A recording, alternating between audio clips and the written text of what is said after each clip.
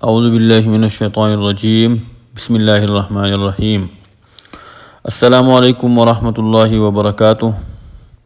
اباسین جرگہ میں خوش آمدید۔ میرے پیارے دوستو، کل ہم نے وادی سندھ کی تہذیب کے بارے میں ویڈیو کی تھی، اردو میں بھی اور پشتو میں بھی، لیکن ہم نے اس تہذیب کے تعارف بیان کی تھی اور تہذیب کے بارے میں بیان کی تھی کہ تہذیب کیا ہے اور اس کا مطلب کیا ہے۔ اس کے علاوہ ہم نے بیان کی تھی کہ اس تہذیب کے آثار اور مقامات پاکستان میں کہاں واقع ہیں اور اس کے اور کون کون سی تہذیبوں سے تعلقات اور روابط تھے اس دور میں۔ اور آخر میں ہم نے کہا تھا کہ اگلی ویڈیو میں ہم آپ کو بتائیں گے کہ وادی سندھ کی تہذیب، جو کہ 5000 سال پرانی تہذیب ہے اور جنوبی ایشیا کی قدیم ترین تہذیب ہے اور بر صغیر پاک و ہند کی سب سے پہلی تہذیب ہے، کہ وادی سندھ میں جو لوگ آباد تھے ان کا مذہب کیا تھا۔ تو تاریخ کہتی ہے کہ موہنجودڑو اور ہڑپا سے جو مٹی کے مجسمے اور تراش شدہ تصاویر ملے ہیں، تو اس سے یہ اندازہ ہوتا ہے کہ لوگ دیوی دیوتا اور مختلف قسم کی چیزوں کی عبادت کرتے تھے، اور اس کے علاوہ بہت سارے مذہبی تہوار اور رسومات کے بھی ثبوت ملے ہیں۔ تو اس سے یہ بھی اندازہ لگایا جا سکتا ہے کہ یہ لوگ درختوں، جانوروں اور پتھروں کا بھی عبادت کرتے تھے۔ ماہرین کہتے ہیں کہ مذہب کے لحاظ سے وادی سندھ کی تہذیب اور جدید ہندو مت میں کافی حد تک تعلقات پایا جاتا ہے۔ ان کے بارے میں کہا جاتا ہے کہ یہ لوگ اپنے مردوں کو مختلف رسومات کے تحت دفناتے تھے، اور کہا جاتا ہے کہ یہ لوگ غسل کو بہت زیادہ اہمیت دیتے تھے اور غسل ان کے مذہبی فرائض میں شامل تھا۔ میرے پیارے دوستو، اب آتے ہیں ان کے سماجی معاشرتی نظام پہ کہ ان کا معاشرتی نظام کیا تھا۔ تو دوستو، موہنجودڑو اور ہڑپا کے کنڈرات سے جو آثار ملی ہے وہ تو ان کی معاشرتی زندگی کے بارے میں اتنی معلومات فراہم نہیں کرتے، لیکن جو مٹی کے مجسمے، انسانی سر، کھلونے یا اور چیزیں ملے ہیں،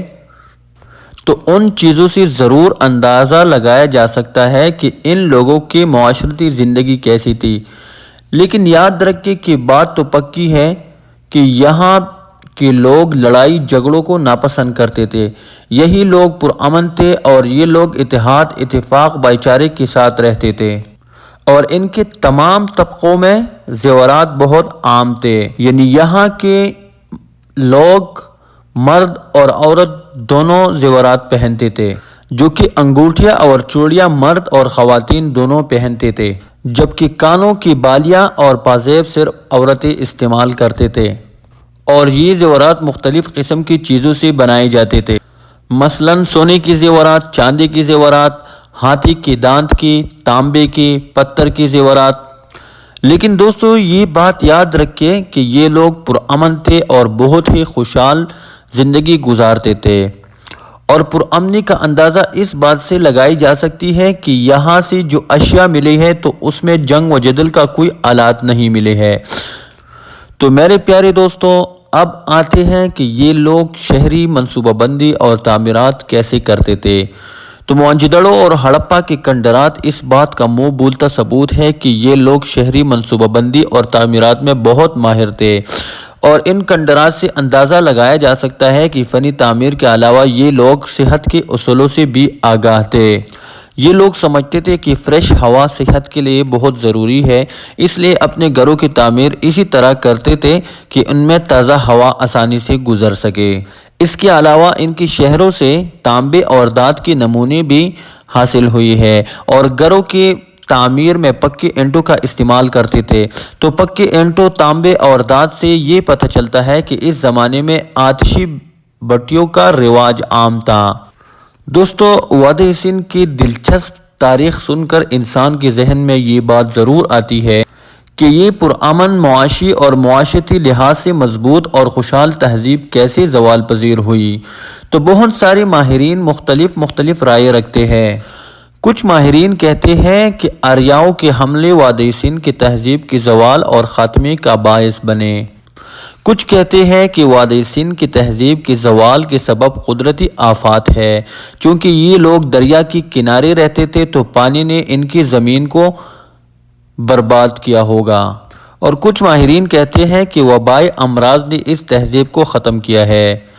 کہتے ہیں کہ ان پر وبائی امراض پھوٹ پڑے تو یہ لوگ بیماریوں کا شکار ہو گئے، تو بہت سارے لوگ ان میں سے مر گئے، اور بہت سارے لوگ جو باقی تھے وہ یہ علاقہ چھوڑ کر یہاں سے چلے گئے اور کہیں اور جگہ آباد ہو گئے۔ اور کچھ ماہرین کا یہ بھی کہنا ہے کہ ماحولیاتی تبدیلی اور بڑے پیمانے پر درختوں کی کٹائی ان کے خاتمے کا باعث بنے۔ لیکن دوستو، ان اسباب میں سب سے پہلے والا سبب سب سے زیادہ قوی ہے، جو کہ آریاؤں کا حملہ ہے، اور وہ اس لیے کہ اس تہذیب کے بعد یہاں پہ آریہ قوم آباد ہوئی ہے، جو کہ تاریخ میں ذکر کیا گیا ہے۔ تو دوستو، اب تاریخ کے تسلسل کو مد نظر رکھتے ہوئے ہمارے لیے یہ جاننا ضروری ہے کہ آریہ قوم کی تاریخی پس منظر کیا ہے، اور آریہ قوم کس طرح برصغیر پاک و ہند میں آباد ہوئی ہے، اور ان کا طرز معاشرت کیا تھی، اور یہ کب تک وادی سندھ میں آباد تھے۔ تو دوستو، اب تک کے لیے یہی کافی ہے، اور اگلے آنے والی ویڈیو میں ہم آپ کو بتائیں گے کہ آریہ قوم کے تاریخی پس منظر کیا ہے، اور آریہ قوم کہاں سے آئی ہے، اور بر صغیر میں یہ کیسے آئی، اور وادی سندھ میں کیسے آباد ہوئی، اور یہ وادی سندھ میں کب تک آباد تھے۔ تو دوستو، اگر اب تک آپ نے ہمارے چینل کو سبسکرائب نہیں کیا تو ہمارے چینل کو سبسکرائب کرو، تاکہ آنے والی تمام ویڈیوز آپ کو وقت پر ملیں۔ اللہ ہم سب کو اپنے حفظ و امان میں رکھے۔ اللہ ہمارا حامی و ناصر ہو۔ اللہ حافظ۔